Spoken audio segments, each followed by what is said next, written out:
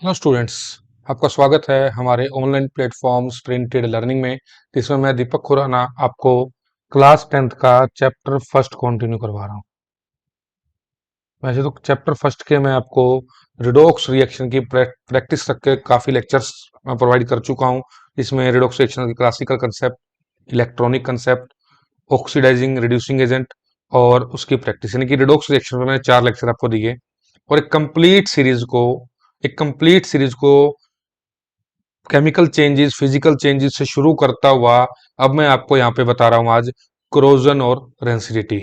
बेटा जी, जैसे मैं आपको शुरू से बताता रहा हूँ, जो भी बच्चे हमारे से हमारे साथ इस वीडियो से जुड़ रहे हैं, अभी अभी जुड़े हैं, तो बेटा सबसे पहले उनसे एक रिक्वेस्ट है कि आप चैनल को सब्सक्राइब करें और ज्यादा से ज्यादा बच्चों तक उसको शेयर करें। आ रही है मेरी बात समझ में? अब आपको आने वाले लेक्चर्स में मैं इसके कंप्लीट नोट्स दूंगा। वो नोट्स आपको मिल जाएंगे। पहले तो वो नोट्स मैं आपको समझाऊंगा, बिल्कुल इजी लैंग्वेज है, लेकिन फिर भी एक एक्सप्लेनेशन वीडियो मैं आपको जरूर दूंगा नोट्स की, और उनकी पीडीएफ भी दूंगा मैं आपको। एक बार अगर आप वो नोट्स पढ़ लेंगे तो मुझे नहीं लगता कि एनसीईआरटी लेवल तक, सीबीएसई हो या कोई भी स्टेट एग्जाम का बोर्ड अगर बच्चा दे रहा है किसी भी स्टेट एग्जाम्स में, तो वो जो नोट्स मैं आपको दूंगा आपकी प्रॉपर हेल्प करेंगे। और अगर वो नोट्स अगर आप पढ़ लेते हो, उसके बाद मुझे नहीं लगता कि केमिस्ट्री के इस चैप्टर में, इस फर्स्ट चैप्टर की अगर मैं बात करूं, बहुत ज्यादा आपको कहीं से भी कोई और थ्योरेटिकल पार्ट पढ़ने की रिक्वायरमेंट है। तो बेटा जी, अब मैं ज्यादा देरी नहीं करूंगा, अभी टॉपिक शुरू करता हूं। टॉपिक क्या है मेरा? टॉपिक है effects of oxidation reaction in our daily life. जो ऑक्सीडेशन रिएक्शंस पढ़ी थी मैंने, जो ऑक्सीडेशन रिएक्शंस पढ़ी थी मैंने, जो पढ़ाई गई थी आपको मीन्स, तो उसके इफेक्ट्स होते हैं हमारी डेली लाइफ में, कि ऑक्सीडेशन रिएक्शन कहाँ कहाँ इफेक्ट करती है, कहाँ कहाँ हम ऑब्जर्व करते हैं अपनी डेली लाइफ में इसको, कि ऑक्सीडाइज हो रहा है। देखो मेरी बात सुनो, हेडिंग जो है, हेडिंग क्या है? Effects of oxidation reactions in our daily life. वैसे तो काफी सारे इफेक्ट्स हैं जो हम ऑब्जर्व करते हैं, लेकिन हमारी एनसीईआरटी के अकॉर्डिंग करना है, एनसीईआरटी के अकॉर्डिंग मैं आपको करवा रहा हूं। तो दो इफेक्ट्स हैं जिसका एनसीईआरटी में कंप्लीट डिटेल दी हुई है, कंप्लीट एक्सप्लेनेशन दी हुई है, और वही मैं आपको अब करवा रहा हूं। सबसे पहला इफेक्ट हमारे सामने क्या आता है? वो है क्रोजन, और दूसरा क्या है? रेंसिडिटी। दोनों की स्टेटमेंट, दोनों की स्टेटमेंट, दोनों के एग्जाम्पल, दोनों के प्रिवेंशन मेथड, जो भी कंप्लीट डिटेल एनसीईआरटी लगभग लगभग कैरी करती है, एक आधा पॉइंट ऊपर नीचे। कोशिश करूंगा एक्स्ट्रा ही बताऊंगा, कम तो मैं बताने से ही रहा। जो बच्चे मुझे लगता है अब तक फॉलो कर रहे हैं तो उन्हें चीज पता है, एक्स्ट्रा ही कुछ बताया जाएगा। जो मैं बता रहा हूं आपको क्रोजन और एनसीडिटी के ऊपर, मुझे नहीं लगता इसके बाद आपको एनसीईआरटी में, एनसीईआरटी लेवल तक, बोर्ड एग्जाम्स तक या बोर्ड एग्जाम्स के लेवल तक कुछ और किसी और की वीडियो देखना या कहीं और से करने की रिक्वायरमेंट नहीं है, डैम श्योर, ये कंफर्म है। तो अब सबसे पहले करें, अब ज्यादा बातें हो गई हैं शायद आज, सबसे पहले आप टॉपिक शुरू करें। जब आप करोगे तो आपको खुद समझ में आएगा। क्रोजन, क्रोजन का क्या मतलब होता है? आप इसकी स्टेटमेंट लिखेंगे, क्रोजन क्या होता है, लिखेंगे द स्लोली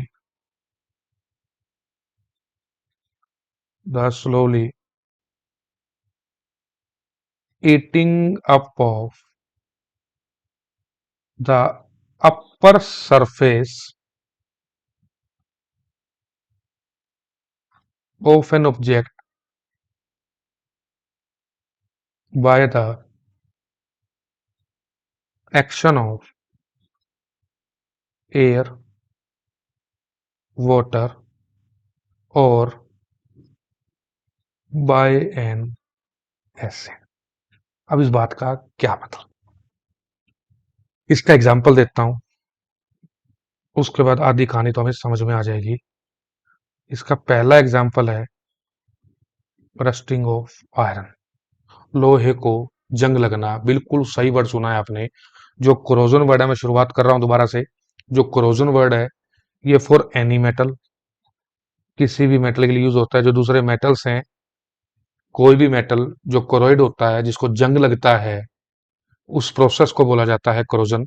जैसे कॉपर की बात करूंगा, सिल्वर की बात करूंगा, उनमें भी जंग लगता है, वो भी कोरोइड होते हैं। तो एक जर्नल टर्म बना दी गई है, वो है किसी भी मेटल के लिए, वो है कोरोजन। अब ये डिफाइन कैसे करते हैं? कहता है ये स्लो प्रोसेस है। स्लो प्रोसेस है क्योंकि हम स्लो और फास्ट प्रोसेस में पढ़ते रहे हैं। स्लो प्रोसेस का हम एग्जांपल सबसे पहला यही देते थे, रस्टिंग ऑफ आयरन, आयरन को रस्ट लगना, आयरन का जंग लगना। तो ये स्लो प्रोसेस होता है, तो ये धीरे धीरे प्रोसेस होता है, फास्ट प्रोसेस नहीं है। तो पहली बात मैंने आपको ये बताई, it is a slow process. Clear है मेरी बात? बिल्कुल क्लियर है। अब होता क्या है, ये लेयर बाय लेयर प्रोसेस होता है। ये जो मैंने लिखा ना, upper layer of the eating up of upper surface of an object, upper layer, ये एक लेयर प्रोसेस होता है, लेयर बाय लेयर प्रोसेस होता है। इस चीज को मैं अब समझाता हूं। जब भी आप अपनी सराउंडिंग में देखोगे, घर की छत पे जाओगे, कोई लोहे का सामान है, कुछ ना कुछ पाइप वगैरह कुछ ना कुछ आपको जरूर मिलेगा, बिल्कुल मिलेगा। अगर आप उसको देखोगे, आगे पीछे कहीं भी नजर मारोगे, तो होता क्या है, एक तो स्लो प्रोसेस है, पहली बात मैंने आपको समझा दी। सेकंड, ये लेयर बाय लेयर प्रोसेस है। लेयर प्रोसेस का मतलब क्या होता है? इसमें सबसे पहले अपर लेयर जो डायरेक्ट कांटेक्ट में है हवा के, पानी के, या कई बार एसिड गिर जाता है तो भी खराब हो जाता है।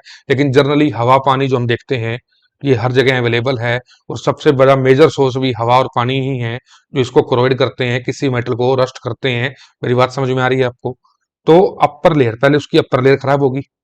अपर लेयर खराब होने के बाद, अब लेयर कैसे खराब हो रही है, जैसे आप एग्जांपल देखते हो लोहे का ही, क्योंकि सराउंडिंग का सबसे बेस्ट एग्जांपल आयरन ही है, लोहा ही है। तो होता क्या, उस पर ब्राउन कलर की एक लेयर आ जाती है। रस्टिंग ऑफ आयरन, मैंने जैसे एग्जांपल दिया, इस पर रस्ट जब लगता है, जब लोहे पर रस्ट लगता है, लोहे पर जब जंग लगता है, तो इस पे क्या होता है, ब्राउन कलर की ब्राउन कलर की एक लेयर बन जाती है। एक लेयर आ जाती है, ब्राउन कलर की एक लेयर बन जाती है, डेवलप हो जाती है। इसी को बोला जाता है रस्ट। इसी को बोला जाता है रस्टिंग ऑफ आयरन, यानी कि लोहे को जंग लगना। ये इसी को बोला जाता है। अब मेरी बात को आप समझेंगे आगे। एक स्लो प्रोसेस है, लेयर बाय लेयर का मतलब है पहले अपर लेयर खराब होगी, वो खराब होने के बाद, जंग लगने के बाद, वो दूसरी लेयर पे जाए, मतलब एक अगली लेयर पे जाएगा क्रोजन, फिर अगली लेयर पे जाएगा। धीरे धीरे धीरे धीरे अगर उस चीज को आपने नहीं संभाला, तो एक टाइम के बाद पूरा जो लोहे का सब्सटेंस है, पाइप है, या कोई भी चीज, सरिया वगैरह कुछ भी, ऐसा कुछ भी है, वो धीरे धीरे डैमेज हो जाएगा। तो स्लो एंड स्लो वो धीरे धीरे इनर लेयर्स तक जाएगा और उसको खराब कर देगा। और ये क्यों होता है? क्योंकि उसमें हवा, पानी, या कोई भी एसिड है, वो अटैक करता है, जिसकी वजह से वो खराब कर देता है। ये होता है कोरोजन। उसका एग्जाम्पल मैंने आपको दिया, रस्टिंग ऑफ आयरन, जो लोहे को जंग लगना। ये बात क्लियर होनी चाहिए आपको। ठीक है जी, चलें आगे। उम्मीद करता हूँ बेटा जी, आपने थोड़ा सा समझाया आपको, और आपको समझ में भी आया होगा, ऐसी कुछ उम्मीद है मुझे। सेकंड लेकर मैं बात करूं, अभी इसी की बात करता हूं। तो कहता है कि इससे इफेक्ट क्या हुआ, इससे काफी नुकसान होता है, कोरोजन से काफी नुकसान होता है हमें। जैसे ब्रिजेस हैं, रेलवे ट्रैक्स हैं, या हम घर में मशीनरी देखते हैं, घर घर में लोहे के गेट दरवाजे देखते हैं, तो ये सारे लोहे के बने हुए होते हैं। जर्नली लोहे के बने होते हैं। कई बार अब स्टेयर्स में स्टील की ग्रिल भी मिलती है, नहीं तो पहले लोहे की ग्रिल लगती थी। तो काफी जगह सराउंडिंग में हम देखते हैं, तो काफी जगह जो टेबल है, चेयर्स हैं, या और भी कुछ चीजें हैं, जहाँ पे लोहा इस्तेमाल होता है, आयरन का यूज किया जाता है, तो वो कोरोइड होने लग गया, तो वो डैमेज होंगे, वो कमजोर पड़ जाएंगे, खराब हो जाएंगे। तो ये उसका नुकसान हुआ। आ रही है मेरी बात समझ में? आगे प्रिवेंशन मेथड बताऊंगा कि कैसे इसको रोका जा सकता है, कैसे इसको प्रिवेंट किया जा सकता है। लेकिन उससे पहले मैं आपको बता रहा हूँ, सबसे पहली बात तो मैंने आपको बताई, तीन मेटल्स मैंने आपको पढ़ाने हैं। सबसे पहले मैंने आपको बताया आयरन, लोहा, इसको बोला जाता है rusting of iron. Particular iron के केस में जो कॉमनली यूज देखा जाता है, तो इसलिए इसको नाम दे दिया रस्टिंग ऑफ आयरन। इसमें जो फॉर्मूला बनता है रस्ट का, वो बनता है ये Fe2O3.XH2O। ये क्रिस्टलाइजेशन फॉर्म में पानी के मॉलिक्यूल्स जो हैं, अननोन नंबर ऑफ मॉलिक्यूल्स जो होते हैं, वो चिपक जाते हैं। पहले क्या बनता है, पहले लोहा होता है, इसका कंप्लीट मैकेनिज्म भी होता है, लेकिन वो 12th क्लास में आएगा आपके पास। अभी कंप्लीट मैकेनिज्म मैंने पढ़ाना नहीं है कि कैसे ये रिएक्शन हुई, उसके ऊपर एक अलग वीडियो है, वो प्रोवाइड कर दूंगा, उसका लिंक भी डाल दूंगा जब वो प्रोवाइड करूंगा। ऑनलाइन प्लेटफॉर्म पर भी वो अवेलेबल नहीं है, वो 12th क्लास के लिए रहेगी, लेकिन उसका लिंक मैं आपको भी दे दूंगा। कुछ बच्चे उसका मैकेनिज्म समझना चाहते हो तो वो मिल जाएगी। जनरली अपने मैकेनिज्म नहीं देखना। अभी क्या देखना है जो बता रहा हूं। पहले क्या होता है, आयरन है, आयरन से ऑक्सीजन रिएक्ट करती है, ये Fe2O3 बना रही है, और साथ में क्या होता है, कुछ मोलिक्यूल्स ऑफ वाटर जो हैं इसके साथ क्रिस्टलाइजेशन फॉर्म में चिपक जाते हैं, क्रिस्टल की फॉर्म में चिपक जाते हैं। तो ये फॉर्मूला बना आपके सामने रस्टिंग का, रस्ट का सॉरी। और मैंने आपको बताया अभी, ये एक ब्राउन कलर की एक लेयर होती है, लोहे के जंग लगने वाली ब्राउन कलर की एक लेयर होती है। ये आपको सारी डिटेल जो आयरन के ऊपर चाहिए थी मैंने आपको दे दी। सेकंड,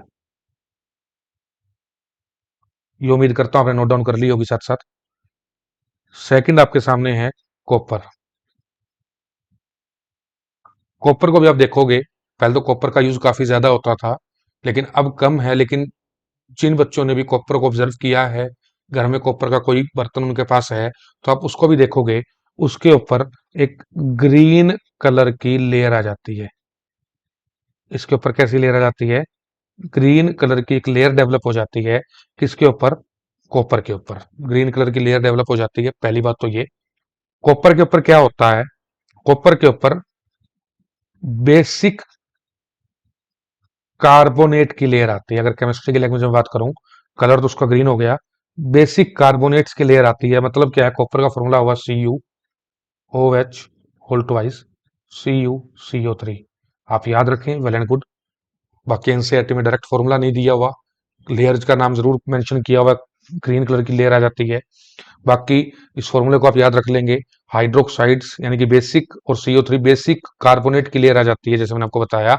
तो ये ग्रीन कलर की होती है, कॉपर को कोरोड कर देती है, कॉपर को खराब कर देती है, बात आपको मैंने मेंशन करी। सेकेंडली, इसमें एक मेन पॉइंट बता रहा हूं, ये कहता है जब भी कॉपर, मेरी बात को ध्यान से सुनेंगे, जब भी कॉपर पे ग्रीन कलर की लेयर आ जाए, जब भी कॉपर पर ग्रीन कलर की लेयर आ जाए, यानी कि कॉपर को जंग लग जाए, अगर हम देसी भाषा लैंग्वेज में बात करें, कॉपर को जब भी जंग लग जाता है, तो उसे क्या करो, लेमन के साथ साफ कर दो। बिल्कुल ठीक सुन रहे हो आप।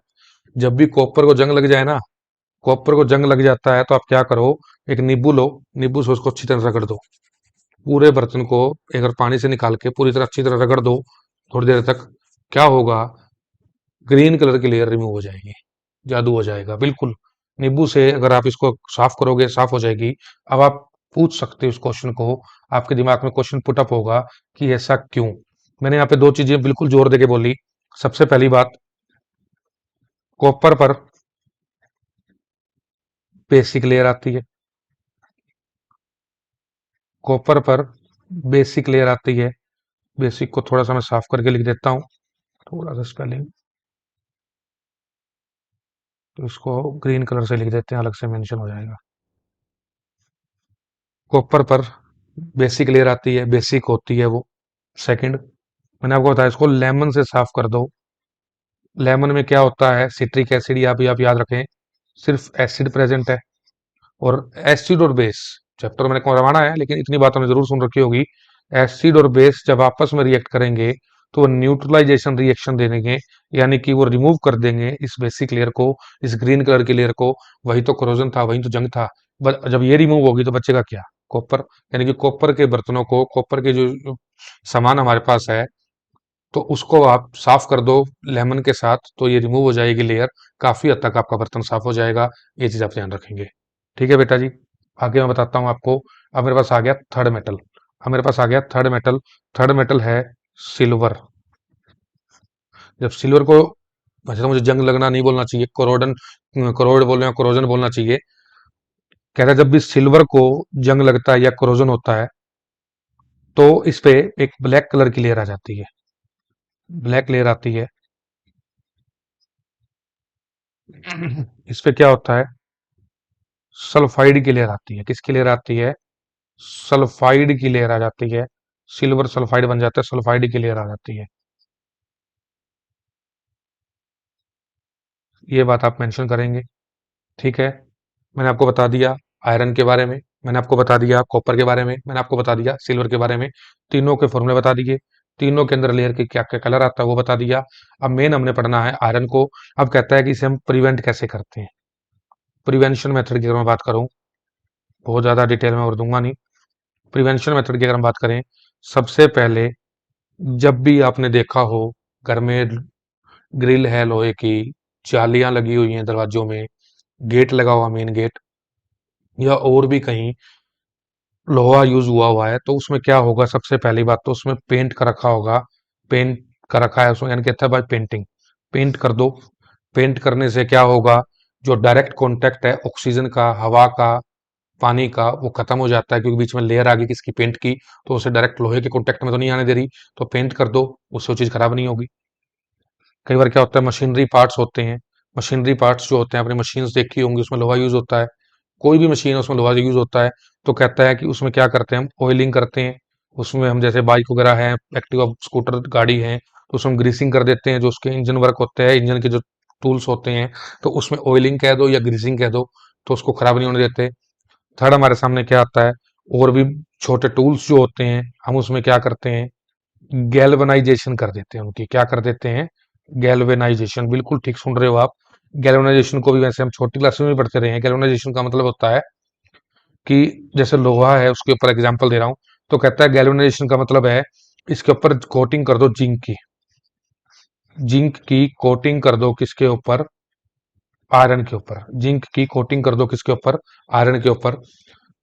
तो होगा क्या, रिएक्टिविटी सीरीज मैंने आपको बता रखी है, तो उसमें देखोगे तो जब भी ऑक्सीजन या वाटर वगैरह जब भी रिएक्ट करने जाएंगे, एयर वगैरह रिएक्ट करने जाएंगे लोहे के साथ, आयरन के साथ, तो जिंक उनसे रिएक्ट कर जाएगा जो उसके ऊपर लेयर के में प्रेजेंट है, तो वो आयरन को खराब ही नहीं होने देगा।